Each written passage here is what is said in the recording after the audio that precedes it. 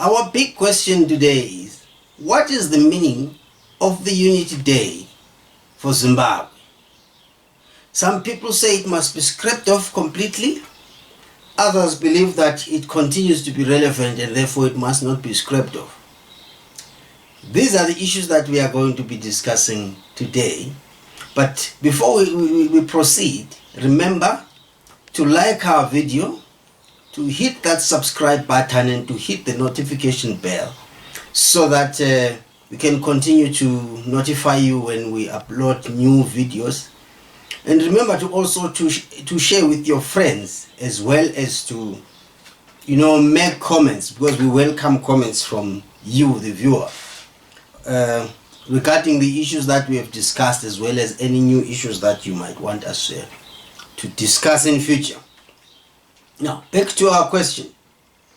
What is the meaning of the Unity Day in Zimbabwe and to the different communities and sections of communities in the country of Zimbabwe?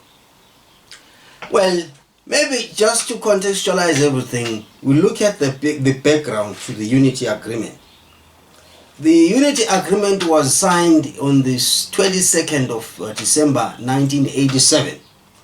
And following that signing of a Unity Agreement between ZAPU, led by Joshua Nkomo, and ZANU PF, led by Robert Mugabe,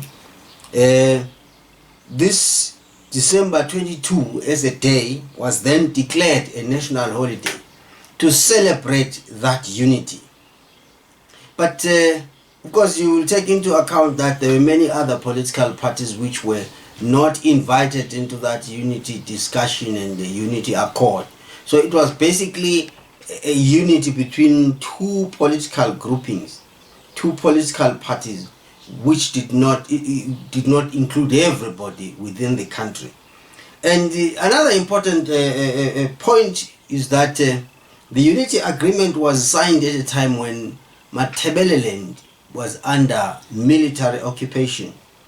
The 5th Brigade, sometimes known as Gukurahundi, had been occupying Matabeleland since 1982, butchering people with reckless abandon, raping women, ripping open the tummies and the bellies of the pregnant women or expectant mothers.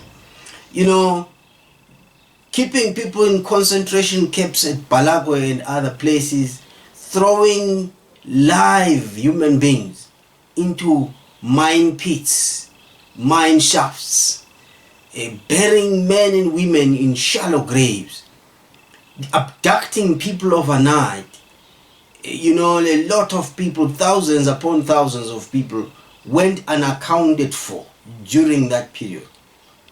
So by the time the Unity Agreement was signed in 1987, it was after about 5 to 6 years of the butchering of people who were helpless under a military occupation, obviously, by a government army.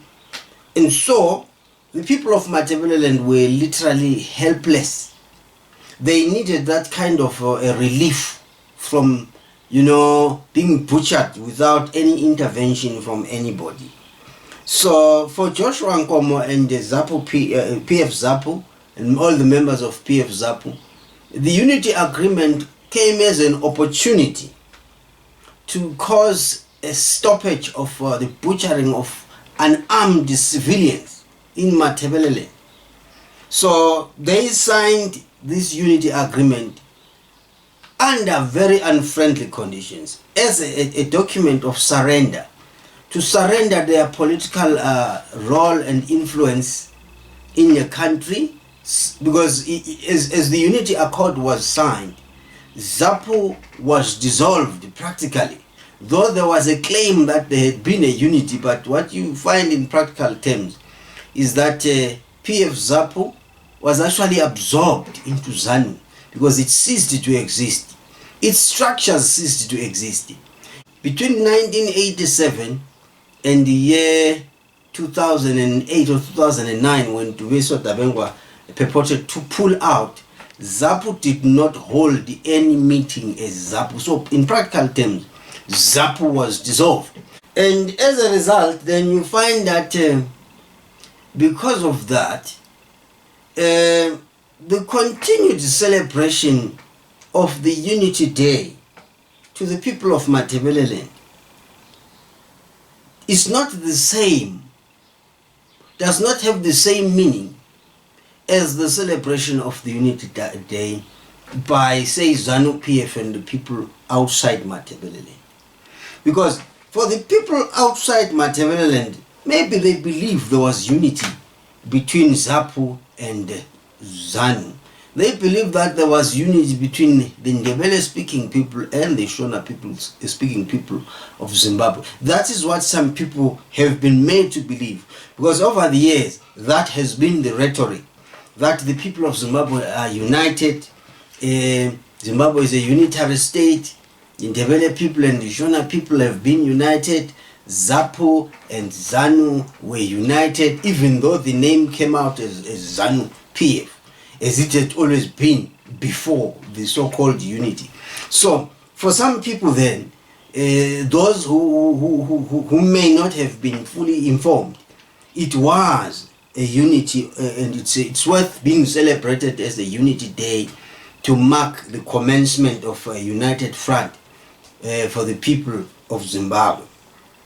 But you will realize that this Unity Day means different things, as I have already said. What does it mean to the people in Matabeleland, for instance? Unity was a victory for ZANU-PF and the people in Mashonaland.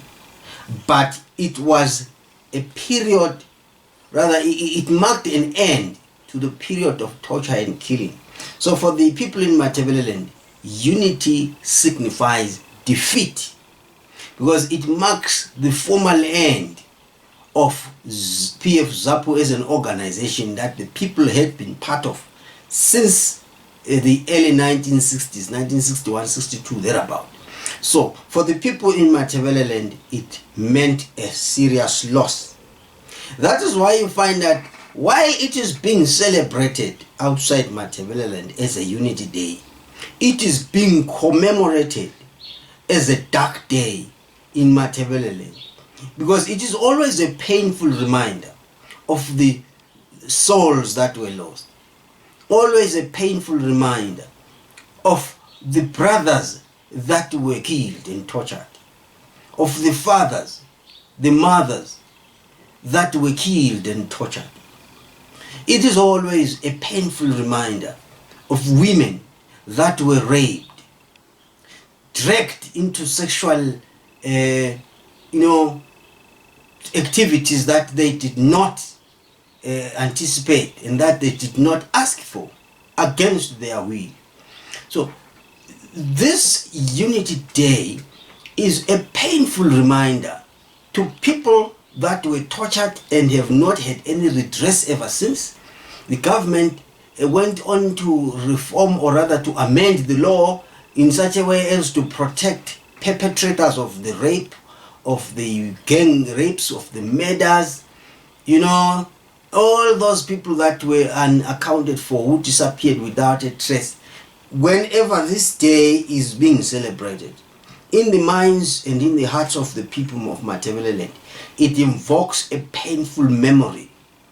And it is a paradox that a nation that claims to treasure a unity to this extent and so much will continue to celebrate this day year after year, reminding people of the victory that it scored against them, reminding the people of how ZANU-PF emerged triumphantly after so many years of torturing and killing and butchering the people of Matabeleland.